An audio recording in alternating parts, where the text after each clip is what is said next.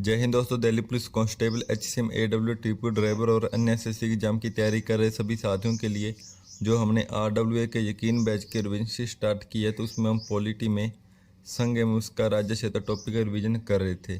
तो वो टॉपिक हमने कल कंप्लीट कर लिया। तो आज हम नागरिकता टॉपिक का रिविजन करेंगे। ठीक है, तो वीडियो अच्छी लगे तो लाइक शेयर कमेंट कर देना और चैनल पर नया आए तो चैनल को सब्सक्राइब कर लेना। तो आइए देखते हैं आज की क्लास। तो किसी भी भाई बहन के पास अगर RWA का पेड बैच नहीं है और वो दिल्ली पुलिस की तैयारी कर रहा है तो वो यहाँ से नोट्स बना सकता है। ठीक है, तो आइए शुरू करते हैं आज की क्लास। नागरिकता सिटीजनशिप, ये भाग 2 में और अनुच्छेद 5 से 11 तक है। ठीक है, ये ब्रिटेन के संविधान से प्रेरित है और ब्रिटेन में एकल नागरिकता का प्रावधान है।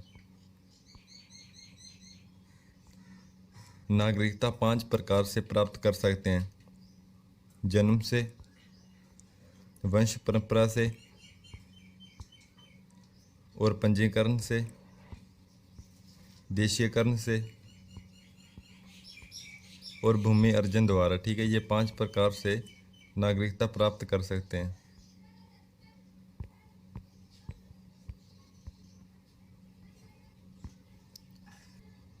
तो सबसे पहले जन्म से, किसी व्यक्ति का जन्म 26 जनवरी 1950 को या उसके बाद भारत में हुआ हो। ठीक है, और इसका अपवाद है विदेशी राजनयिकों के भारत में जन्मे बच्चे और शत्रु के अधीन किसी भूभाग पर जन्मे बच्चे। ठीक है, ये इसका अपवाद है। नागरिकता संशोधन अधिनियम 1986 में कहा कि जन्म से नागरिकता के लिए उसके माता पिता में से कोई भारतीय नागरिक हो। ठीक है, ये नागरिकता संशोधन अधिनियम 1986 में कहा।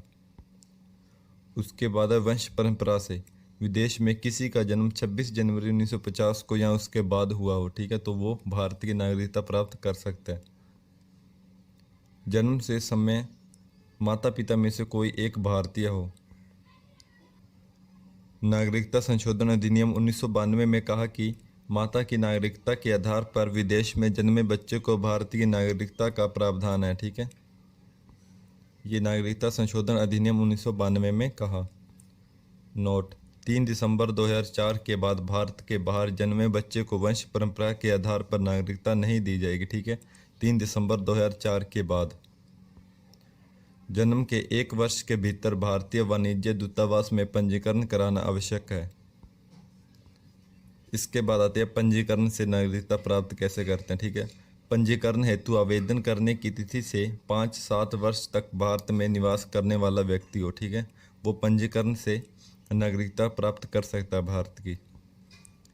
ऐसा व्यक्ति जिसका जन्म भारत में हुआ हो परंतु भारत के बाहर निवास कर रहा हो। विदेशी महिला जो भारतीय से विवाह कर चुकी हो या करने वाली हो। ठीक है, तो वो भी पंजीकरण से भारतीय नागरिकता प्राप्त कर सकती है। राष्ट्रमंडल देशों के ऐसे नागरिक जो भारत में रहते हैं या भारत सरकार की नौकरी करते हैं। तो उसके बाद है देशीयकरण से नागरिकता प्राप्त, कोई विदेशी व्यक्ति जो स्वेच्छा से भारत की नागरिकता ग्रहण करना चाहता है। ठीक है, वो देशीयकरण से नागरिकता प्राप्त कर सकता है। भारतीय नागरिकता के आवेदन के लिए 1 वर्ष से भारत में रह रहा हो, कुल मिलाकर 11 वर्षों तक भारत में रहा हो, संविधान में उल्लेखित भाषाओं में से किसी एक का अच्छा ज्ञान हो। ठीक है, तो उसके बाद भूमि अर्जन द्वारा, भारत सरकार द्वारा किसी नए भूभाग को अर्जित कर भारत में विलय किया हो। जैसे भारत ने कोई नया भूभाग भारत में मिलाया हो तो वहाँ के सभी लोगों को भारतीय नागरिकता मिल जाएगी। ठीक है, ये भूमि अर्जन द्वारा दी जाती है। तो उसके बाद नागरिकता का अंत, तो सबसे पहला है परित्याग। इसका अर्थ है कि खुद ही नागरिकता को त्याग देना। उसके बाद पर्यावसान, किसी दूसरे देश की नागरिकता प्राप्त कर लेना। ठीक है, तो उसकी भारतीय नागरिकता स्वयं ही समाप्त हो जाएगी।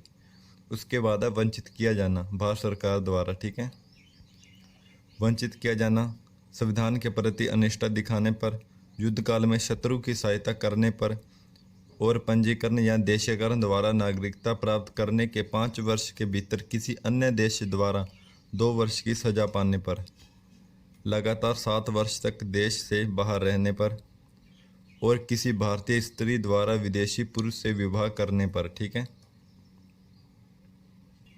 तो साथियों ये थी हमारी आज की क्लास। तो वीडियो अच्छी लगे तो लाइक शेयर कमेंट कर देना। ठीक है, और इसके आगे हम कल कंटिन्यू करेंगे। तो मिलते हैं कल नेक्स्ट क्लास में। जय हिंद, जय भारत।